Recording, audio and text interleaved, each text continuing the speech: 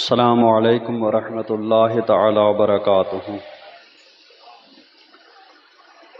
نحمده ونصلي ونسلم على رسوله الكريم وآلہ وصحبہ الکرام اجمعین ومن تبعهم بإحسان إلى يوم الدین۔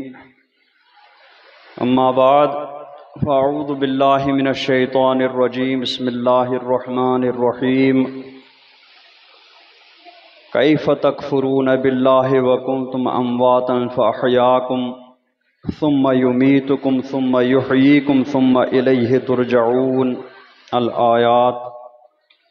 صدق اللہ مولانا العظیم وبلغنا رسولہ النبی الامین الکریم ونحن علی ذلک لمن الشاہدین والشاکرین والحمد للہ رب العالمین۔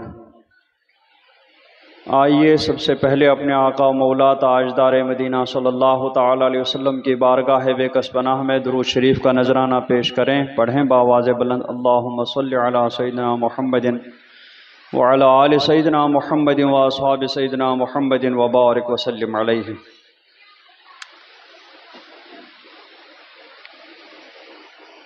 میں نے جس آیت کریمہ کی تلاوت کا شرف حاصل کیا،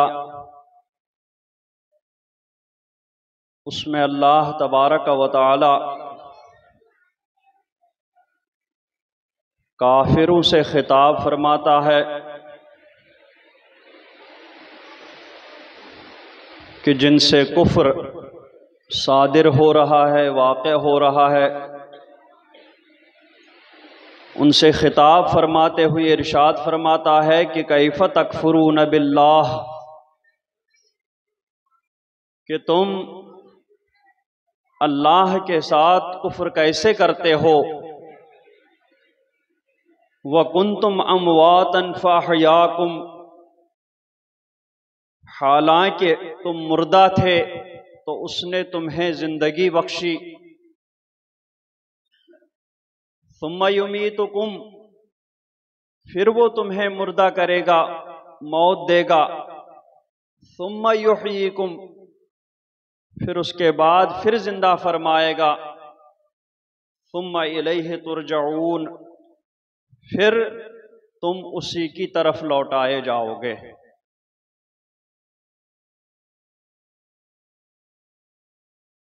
مطلب یہ کہ تم اگر اپنی حالت پر ہی غور کرو گے تو تمہیں کوئی ایسی حالت نہیں ملے گی کہ جس حالت میں تمہیں اللہ رب العزت کے انکار اور اس کے ساتھ کفر کرنے کی کوئی گنجائش مل جائے، کیونکہ تمہاری ساری حالتیں اللہ تبارک و تعالی کے اوپر ایمان لانے کی طرف بلا رہی ہیں کہ تم پہلے مردہ تھے، پانی کی ایک بوند تھے، بلکہ اور پیچھے چلے جائیں تو پہلے تم ایک عنصر تھے، آب، ہوا، پھر اس کے بعد تم غذا بن گئے، پھر اس کے بعد غذا کے بعد تم جب آدمیوں کے پیٹ میں چلے گئے تو تم نطفہ بن گئے، اور نطفہ بننے کے بعد پھر دوسری آیت کریمہ کو سامنے رکھتے ہوئے تم بستہ خون، جمع ہوا خون کا لتھڑا بن گئے، پھر اس کے بعد تم گوشت کی چبائی ہوئی بوٹی بن گئے، پھر اس کے بعد اللہ تبارک و تعالی نے تمہیں زندگی بخشی، شکل و صورت بخشی، اور پھر اسی زندگی کے ساتھ تم وہاں سے اس دنیا میں آئے تو پہلے تم مردہ بے جان تھے، پھر اس کے بعد اس نے تم میں جان ڈال دی، تمہیں زندگی بخشی، پھر اس کے بعد وہی تمہیں دوبارہ موت دے گا، دوبارہ تمہارے اندر سے جان نکال کر کے تمہیں بے جان کر دے گا، مردہ کر دے گا، اور پھر اس کے بعد پھر وہ تمہارے اندر جان ڈال دے گا، اور پھر اس کے بعد تم اسی کی طرف لوٹائے جاؤ گے۔ تو کنتم امواتن سے اس دنیاوی زندگی سے پہلے جس حالت میں تھے، مردہ تھے، اس کی طرف اشارہ ہے۔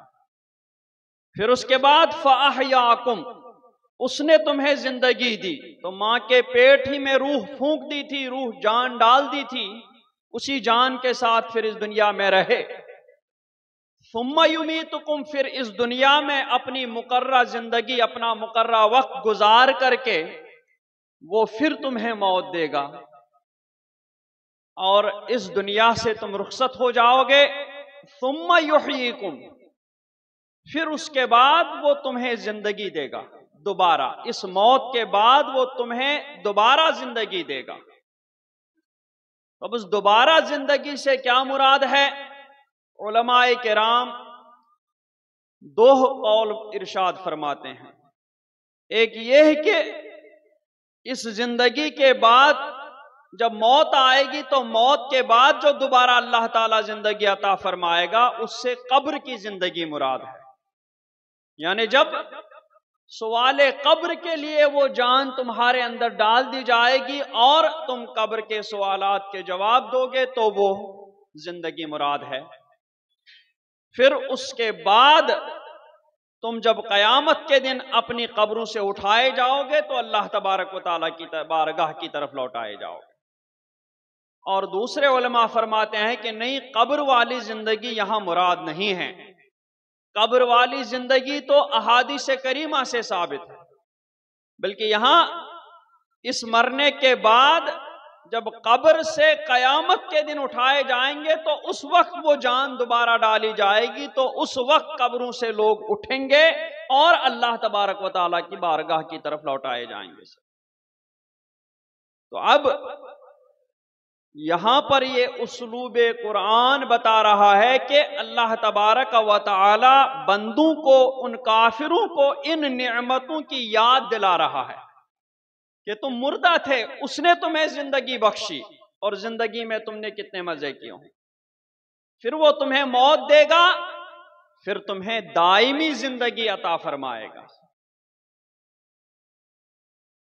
تو یہ اللہ تبارک و تعالی انہیں نعمتیں یاد دلا رہا ہے۔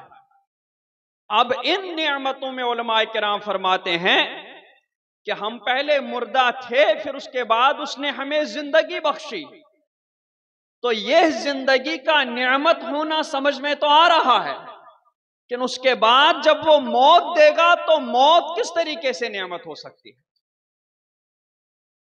موت تو جان لینا ہے، وہ کس طور پر نعمت ہوگی؟ تو وہی علماء کرام فرماتے ہیں کہ وہ موت اس طریقے پر نعمت ہوگی کہ وہی موت دائمی زندگی تک پہنچنے کا ذریعہ ہے۔ وہی موت ہمیشہ کی زندگی، ہمیشہ کی لذتوں تک پہنچنے کا ذریعہ ہے۔ وہی موت اللہ رب العزت کی بارگاہ تک پہنچنے کا راستہ ہے، پل ہے۔ تو اس معنی کر اس زندگی کے بعد جو موت آئے گی، جو ہمیں دائمی زندگی تک پہنچا دے گی، تو وہ موت بھی اس معنی کر نعمت ہی ہے۔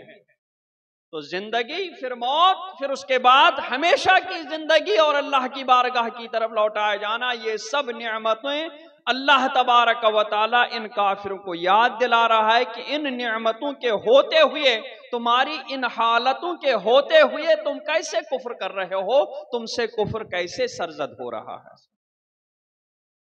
اور بعض علماء کرام نے فرمایا کہ نہیں، مومنوں سے بھی خطاب ہے۔ مومنوں سے خطاب اس طور پر ہے کہ کیف تکفرون باللہ، تم کیسے اللہ کے ساتھ کفر کر سکتے ہو؟ یعنی تم اللہ کے ساتھ کفر کر ہی نہیں سکتے ہو، کیونکہ تمہارے کوئی حالت ایسی ہے ہی نہیں کہ جس حالت میں تم، یا جو حالت تمہیں اللہ تبارک و تعالیٰ کے ساتھ کفر کرنے تک لے جائے۔ پھر اس کے بعد ثم الیہ ترجعون، پھر اسی کی طرف تمہیں لوٹایا جائے گا اور وہاں تمہارا حساب کتاب ہوگا۔ یہ بیان کرنے کے بعد، یہ نعمتیں یاد دلانے کے بعد، اللہ تبارک و تعالی انسان کو اس کا مرتبہ اور مزید نعمتیں یاد دلا رہا ہے کہ تم کیسے اللہ رب العزت کے ساتھ کفر کر سکتے ہو۔ تم کیسے اللہ رب العزت کا انکار کر سکتے ہو؟ کیونکہ دوسری مخلوقات کی بنسبت تمہارا اس کی بارگاہ میں سب سے زیادہ بلند مرتبہ ہے. دوسری مخلوقات کی بنسبت اس کا تمہارے اوپر سب سے زیادہ احسان ہے. دوسری مخلوقات کی بنسبت اس کی تمہارے اوپر سب سے زیادہ اور سب سے بڑی نعمتیں عطا ہوئی ہیں اس کی جانب سے. تو اس لیے دوسری مخلوقات کی بنسبت تمہیں اس کا زیادہ سے زیادہ شکر ادا کرنا چاہیے. تو انہی نعمت عظما، انہی بے شمار اور بڑی نعمتوں کو یاد دلا رہا کہ یہ کائنات جو میں نے بنائی، یہ دنیا، یہ زمین کی چیزیں، ہریالی، سبزی، ہوا، پانی، یہ ساری چیزیں میں نے دوسری مخلوقات کے لیے نہیں بنائی، بلکہ صرف اور صرف تمہارے لیے بنائی ہے. یہ صرف تمہاری ضرورتیں پورا کرنے کے لیے، تمہیں لذت عطا کرنے کے لیے، تمہارے ہی لیے یہ پیدا کی گئی ہے.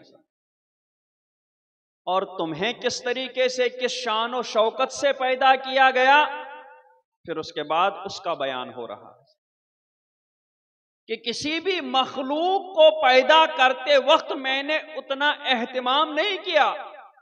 مخلوق کے سامنے کسی بھی مخلوق کی پیدائش کو اتنی شان و شوکت کے ساتھ نہیں کیا، بیان نہیں کیا، جتنی شان و شوکت کے ساتھ، جتنی عزت و رفعت کے ساتھ میں نے تمہاری پیدائش کو بیان کیا، تمہاری پیدائش کو دکھایا.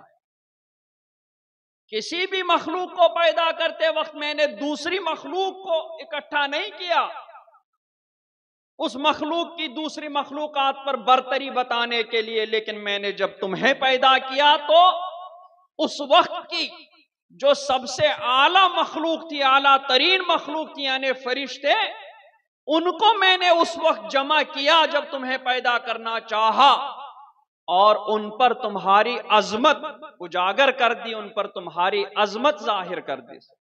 ایسا میں نے کسی مخلوق کے ساتھ نہیں کیا. تو پہلے بیان فرمایا کہ هو الذی خلق لکم ما فی الارض جمیعا، کہ وہی اللہ. کس طریقے سے تم اس کا انکار کر سکتے ہو؟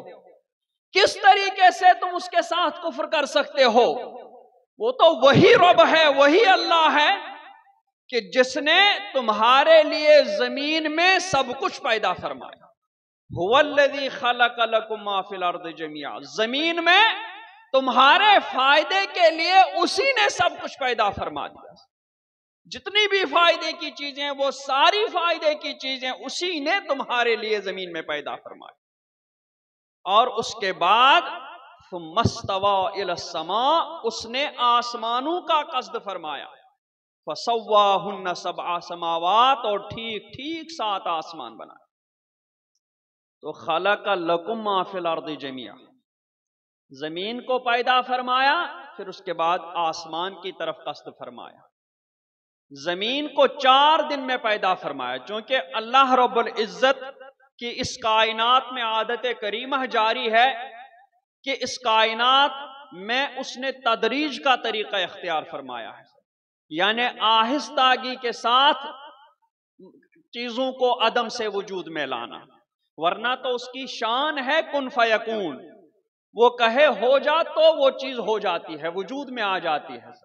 لیکن اس کائنات میں اس نے یہ طریقہ اختیار فرمایا کہ اس میں صرف اپنی شان بتانے کے لیے کہ میں اس پر بھی قادر ہوں. کبھی کبھی کن سے بھی بے شمار مخلوقات پیدا ہوئی، لیکن اس کائنات میں اس نے تدریج کا طریقہ اختیار فرمایا. جب اس زمین کو بنایا، آسمان کو بنایا، تو 6 دن میں ان کو بنایا، اور 6 دن میں سے بھی 4 دن میں زمین بنائی، اور زمین کے اندر جو کچھ ہے وہ بنایا، اور 2 دن میں آسمان بنایا.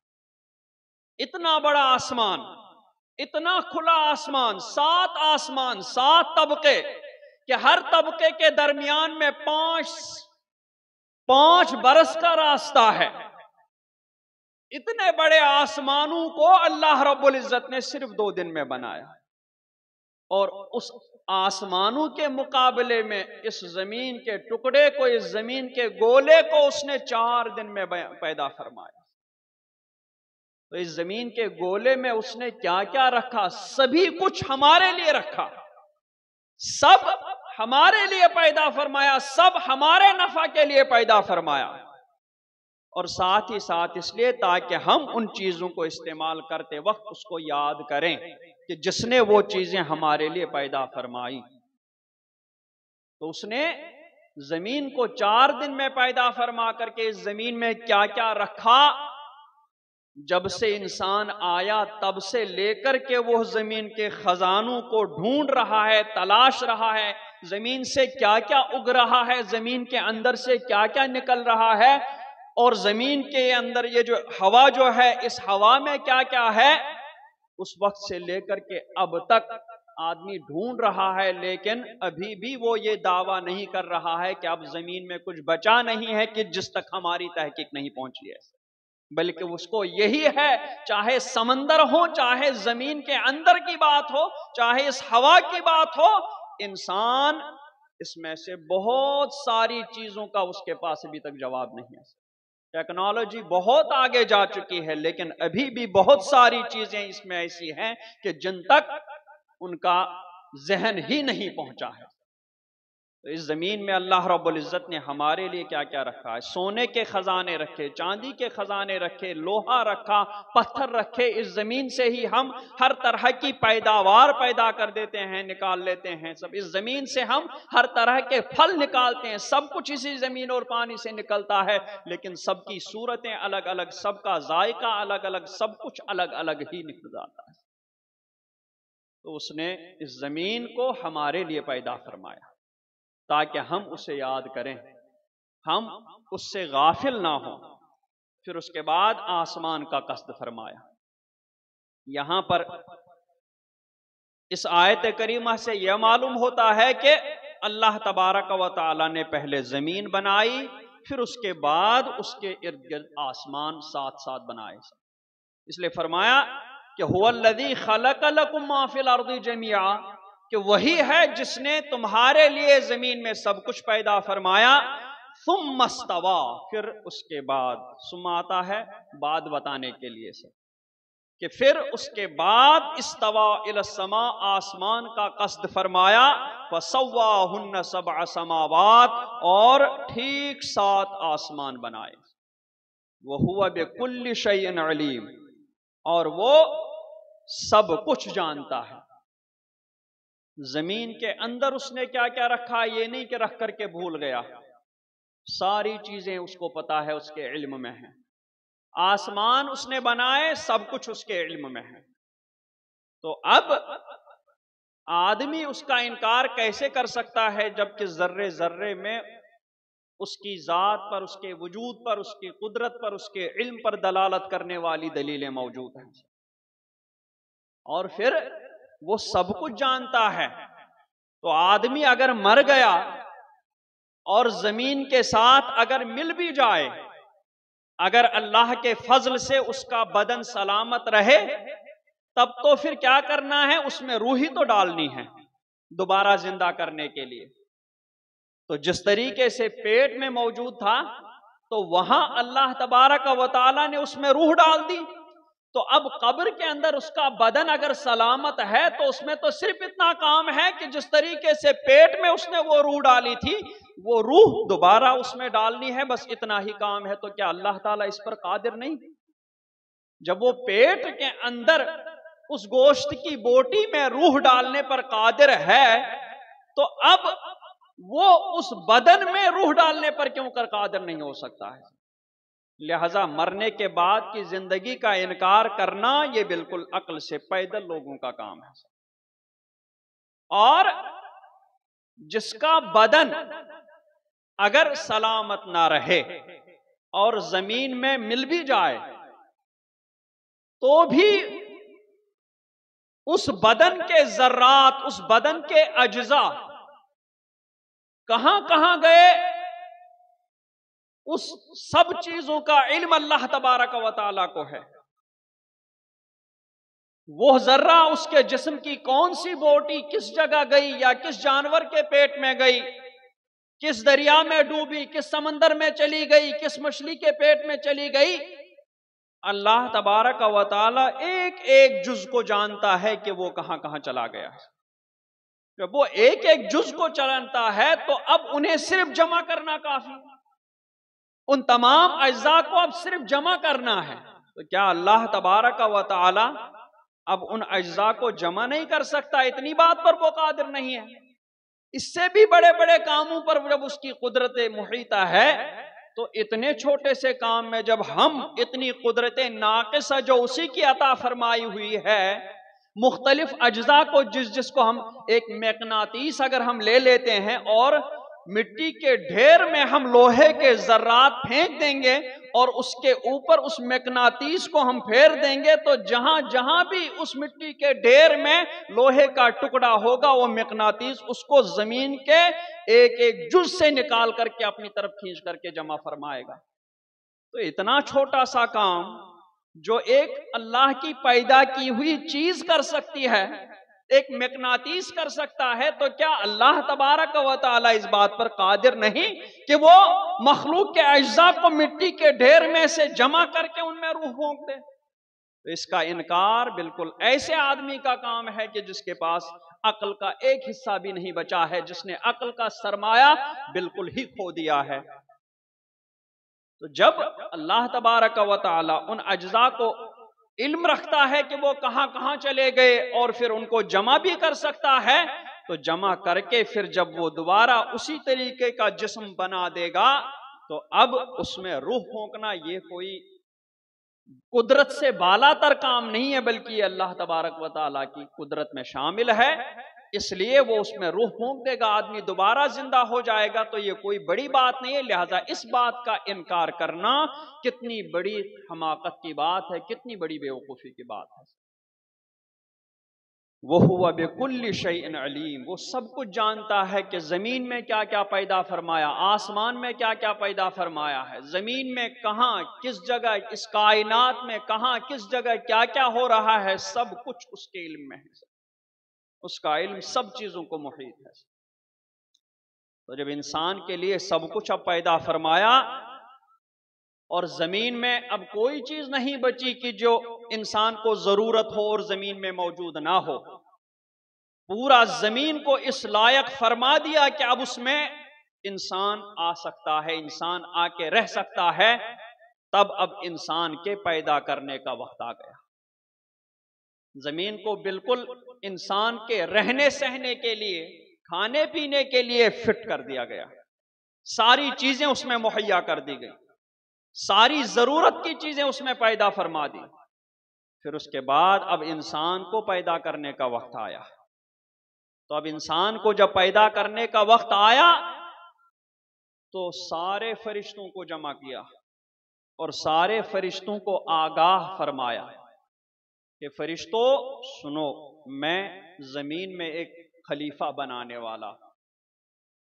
اسی کو قرآن پاک فرماتا ہے وَإِذْ قَالَ رَبُّكَ لِلْمَلَائِكَةِ إِنِّي جَاعِلٌ فِي الْأَرْضِ خَلِيفَةً، بلکہ اس سے پہلے ایک اور بات کہ آسمانوں کو پیدا فرمایا تو اس میں فرشتوں کو بسا دیا، آسمانوں میں فرشتوں کو بسا دیا۔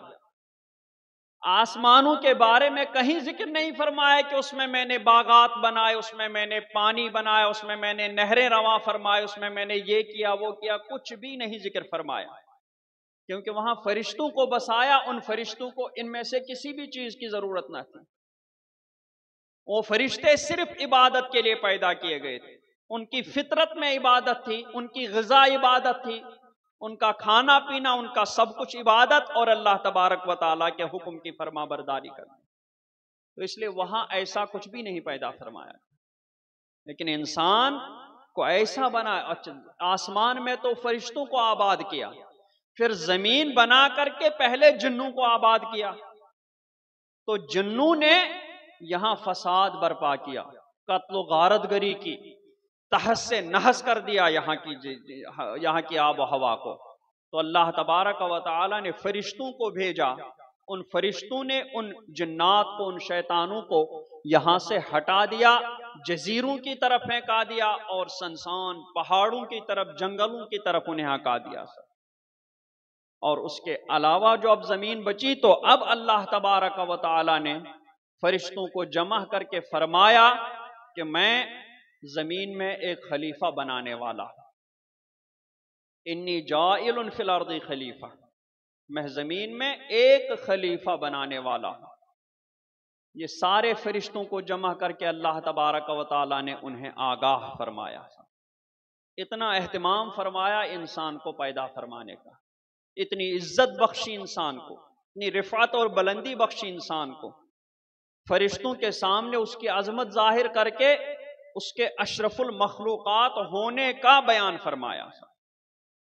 اذ قال ربک للملائکہ، جب اللہ نے، تمہارے رب نے، یہاں بھی اس اضافت کا بھی علماء کرام نے ایک الگ ہی لطف بتایا ہے، یہاں بھی اللہ تبارک و تعالی اپنے محبوب سے خطاب فرما رہے، محبوب وَإِذْ قَالَ رَبُّكَ، جب آپ کے رب نے ارشاد فرمایا فرشتوں سے۔ یہ فرشتے ملائکہ کہا جاتا ہے، جمع ہے ملک کی، اور ملک یہ اصل میں معلق تھا، الوکہ سے، الوکہ کا معنی پیغام پہنچانا، پیغام رسانی، اسی سے معلق بنا پہلے، پھر معلق کو بدل کر کے ملعق بنا، پھر زیادہ استعمال ہونے کی وجہ سے ملک بن گیا، اور اسی ملعق کی جمع ملائک۔ تو فرشتے کیا ہیں، کون سی مخلوق ہیں؟ یہ چونکہ روحانی دنیا کی مخلوق ہے، اس کائنات میں بھی دو طریقے کی مخلوقات، ایک تو روحانی دنیا کی مخلوق اور دوسری مادی دنیا کی مخلوق۔ تو فرشتے روحانی دنیا کے ہیں، اور باقی چیزیں انسانوں کے علاوہ وہ سب مادی دنیا کی ہیں۔ مٹی ہے، یہ مادہ ہے، اس میں کوئی روحانیت نہیں ہے۔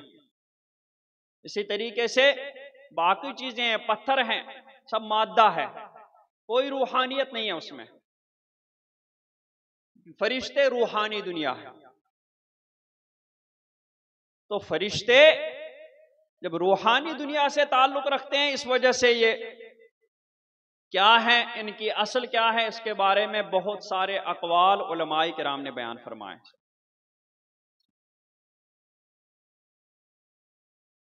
اکثر مفسرین کرام نے بتایا کہ یہ نورانی مخلوق ہے، نور سے پیدا کی ہوئی ایک مخلوق ہے کہ جو مختلف شکلوں میں اپنے آپ کو ڈھال سکتے ہیں، یہ مختلف شکلیں اختیار کر سکتے ہیں۔ اپنی اصلی شکل میں یہ اگر آ جائیں تو عام انسانوں کی آنکھوں میں تاب نہیں کہ وہ ان کو دیکھ سکے، دیکھتے ہی وہ بے ہوش ہو جائیں گے۔ تو یہ مختلف شکلیں اختیار کرنے پر قادر ہیں۔ سرکار کے پاس بھی حضرت دحیہ کلبی رضی اللہ تعالیٰ عنہ کی شکل میں حضرت جبریل آتے تھے، کبھی کسی دیہاتی آدمی کی شکل میں تشریف لاتے تھے، کبھی کسی شکل میں۔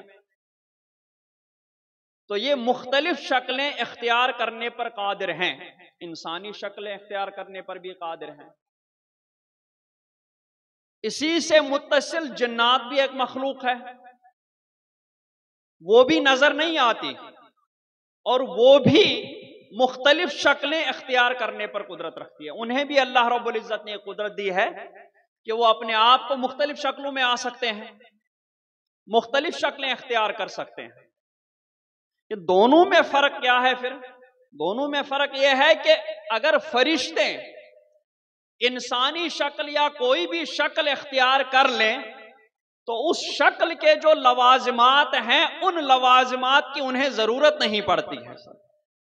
مثلا انسانی شکل اگر اختیار کریں گے تو انہیں کھانے پینے کی ضرورت نہیں پڑے گی، انہیں بھوک نہیں لگے گی، انہیں پیشاب نہیں لگے گا، اسی طریقے سے وہ قتل نہیں ہو سکتے ہیں، ان کی گردن نہیں اڑا سکتا کوئی، اڑائے گا بھی تو ایسے ہو جائے گا۔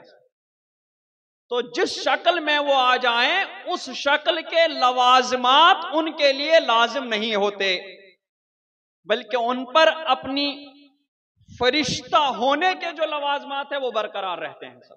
اسی لیے حضرت ابراہیم علیہ السلام کے پاس جب فرشتے آئے تو حضرت ابراہیم علیہ السلام نے ایک بچڑا اچھا خاصا جا کر کے ذبح فرمایا اور پھر اس کو پکا کر کے ان فرشتوں کو سامنے رکھ دیا جو حضرت لوط کی قوم پر عذاب لانے والے تھے، ان کے جاء بعجل حنیذ کا لفظ، تو ان کے سامنے پکا کر کے وہ گوشت رکھ دیا۔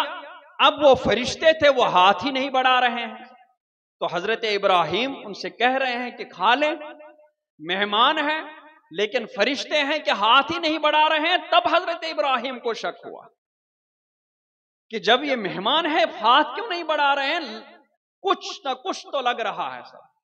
تب فرشتوں نے بتایا کہ ہم اللہ رب العزت کے بھیجے ہوئے ہیں اور ہم قوم لوط پر عذاب لانے والے ہیں۔ تو فرشتے آئے تھے انسانی شکل میں، لیکن انہیں کھانے کی ضرورت نہیں پڑی تھی، بھوک نہیں لگی تھی سب۔ اس کے برعکس جنات کا معاملہ ہے کہ اگر وہ انسانی شکل میں آئیں گے، انسانی شکل اختیار کریں گے تو انہیں کھانے کی بھی ضرورت پڑے گی، پینے کی بھی ضرورت پڑے گی، انہیں بھوک بھی لگے گی، پیاس بھی لگے گی، کوئی تھپڑ مارے گا تو انہیں چوٹ بھی لگے گی، کوئی گردن اڑا دے گا تو ان کی گردن بھی اڑ جائے گی سر۔ اب اس پر ایک واقعہ بخاری شریف میں بتایا گیا کہ جب حضرت موسیٰ علیہ السلام کا وقت وصال آیا، اس دنیا سے رخصت ہونے کا وقت آیا، تو حضرت جبریل اللہ کے حکم سے آئے اور حضرت جبریل علیہ السلام، حضرت اسرائیل اللہ کے حکم سے روح قبض کرنے آتے تھے۔ تو چونکہ انبیاء کرام علیہم السلام باقی کسی سے نہیں پوچھا جاتا ہے، حضرت اسرائیل کسی سے اذن نہیں لیتے ہیں سب، لیکن انبیاء کرام کے پاس آ کر کے وہ انہیں موت کی خبر دیتے ہیں کہ میں آپ کی روح قبض کرنے آیا ہوں اللہ کے حکم سے، آپ کا کیا خیال ہے؟ انہیں اختیار سے ان کی موت دی جاتی ہے سر۔ تو حضرت موسیٰ علیہ السلام کے پاس حضرت اسرائیل آئے اور کہنے لگے کہ میں آپ کو مارنے آیا ہوں، اللہ کے حکم سے میں آپ کو قتل کرنے روح قبض کرنے آیا ہوں۔ اب ایک آدمی میرے سامنے آئے اور وہ مجھے کہے کہ میں آپ کی روح جان لینے آیا ہوں تو میں کیا کروں گا؟ غصہ نہیں آئے گا؟ تو حضرت موسیٰ علیہ السلام تو سب سے زیادہ جلالی تھے، بلکہ بعض علماء کرام نے لکھا کہ ان کے پنجے میں اتنی طاقت تھی کہ اگر زمین کو وہ تھپڑ مار دیتے، آسمان کو تھپڑ مار دیتے تو ریزہ ریزہ ہو جاتے، اتنی طاقت اللہ تبارک و تعالیٰ نے ان کے پنجے میں رکھی تھی۔ تو جب حضرت جبریل یا حضرت اسرائیل علیہ السلام ان کی روح قبض کرنے آئے اور پہنچ گئے بارگاہ میں، کہا حضرت موسیٰ علیہ السلام سے کہ میں اللہ کے حکم سے آپ کی جان لینے آیا ہوں۔ تو حضرت موسیٰ علیہ السلام جلالی تھے ہی، میری جان لینے آیا ہے، تھپڑ پنجا اٹھایا اور حضرت اسرائیل کے رخسار پر ایسا تھپڑ مارا کہ ان کی آنکھ نکل آئی، ان کی آنکھ پھوٹ گئی۔ تو یہاں پر پہلے واقعہ پورا ہوئے تو آنکھ پھوٹی، وہ واپس اللہ کی بارگاہ میں گئے اور عرض کی پروردگار تو نے مجھے ایسے بندے کے پاس بھیجا ہے کہ جو تیرے پاس آنا نہیں چاہتا۔ تو اللہ تبارک و تعالی نے ان کی آنکھ درست فرمائی اور کہا کہ اب پھر چلے جاؤ اور انہیں کہو کہ تمہیں اور کتنا اس دنیا میں رہنے کی خواہش ہے۔ تو حضرت اسرائیل گئے اور کہا کہ اس جانور پر، بیل وغیرہ جو بھی تھا، اس پر ہاتھ رکھو، جہاں تک ان کے ہاتھ پہنچیں گے اتنے بالوں کی عمر، یعنی اتنے سال میں حضرت موسیٰ کی عمر میں اضافہ کر دیں۔ حضرت اسرائیل گئے اور حضرت موسیٰ سے کہا کہ آپ کو اور کتنی عمر چاہیے؟ اللہ تعالیٰ فرماتا ہے کہ پوچھ لو اس سے کہ آپ کو اس بیل کے یا اس جانور کے پشت پر ہاتھ رکھیں، جہاں جہاں تک آپ ہاتھ پہنچائیں گے اتنے بالوں کی گنتی کے مطابق آپ کی عمر میں اضافہ کر دیا جائے گا۔ تو حضرت موسیٰ علیہ السلام نے فرمایا کہ اس کے بعد، تو کہا کہ اس کے بعد تو موت آنی ہے، موت تو برحق ہے، چاہے آپ 700 سال، چاہے آپ 2000 سال، جتنا آپ کو رہنا ہے، رہنے کی خواہش ہے وغیرہ وغیرہ، اتنے تک آپ رہیں گے، لیکن آخر میں موت ہی آئے گی۔ تو حضرت موسیٰ علیہ السلام نے فرمایا کہ جب اتنے سالوں کے بعد بھی موت آنی ہی ہے تو پھر ابھی میری جان لے لو، اللہ تبارک و تعالیٰ کی بارگاہ میں پہنچنا ہے۔ تو اب یہاں اس روایت سے یہ سوال پیدا ہوتا ہے کہ حضرت اسرائیل کو حضرت موسیٰ نے تھپڑ ماری، وہ انسانی شکل میں آئے تھے، اور تھپڑ مارنے سے ان کی آنکھ نکلی، یعنی وہ زخمی ہو گئے، ان کی آنکھ پھوٹ گئی۔ تو پھر فرشتوں کے بارے میں جو فرمایا گیا کہ وہ اگر انسانی شکل میں آ جائیں تو انہیں چوٹ نہیں لگتی، بھوک پیاس نہیں لگتی، تو حضرت اسرائیل کی آنکھ بھی نہیں پھوٹنی چاہیے تھی پھر، بلکہ حضرت موسیٰ کا دست مبارک ایسے ہی نکل جانا چاہیے تھا، لیکن ان کی آنکھ پھوٹی۔ تو مفسرین کرام نے فرمایا کہ یہ حضرت موسیٰ کی خصوصیت تھی، یہ صرف انہی کی خصوصیت تھی، ورنہ عام قاعدہ فرشتوں کے بارے میں یہی ہے کہ وہ اگر کسی بھی شکل میں آ جائیں اس شکل کے لوازمات ان کے لیے لازم نہیں ہوتے ہیں، بلکہ وہ اپنی اصل شکل کے لوازمات سے ہی جو ہے وہ ملتزم رہتے ہیں۔ وَإِذْ قَالَ رَبُّكَ لِلْمَلَائِكَةِ، جب تمہارے رب نے فرشتوں سے فرمایا، تو اس مخلوق کو اللہ رب العزت نے جمع فرمایا اور کہا کہ میں زمین میں ایک خلیفہ بنانے والا ہوں۔ اب بعض علماء فرماتے ہیں کہ سارے کے سارے فرشتے جمع کیے، کوئی بھی فرشتہ نہیں رکھا گیا، سب فرشتوں کو اللہ تبارک و تعالیٰ نے جمع فرما کر کے یہ خبر دی کہ میں زمین میں ایک خلیفہ بنانے والا ہوں۔ وصلی اللہ تعالی علی خیر خلقہ محمد وعلی آلہ وصحبہ اجمعین برحمتک یا ارحم الراحمین۔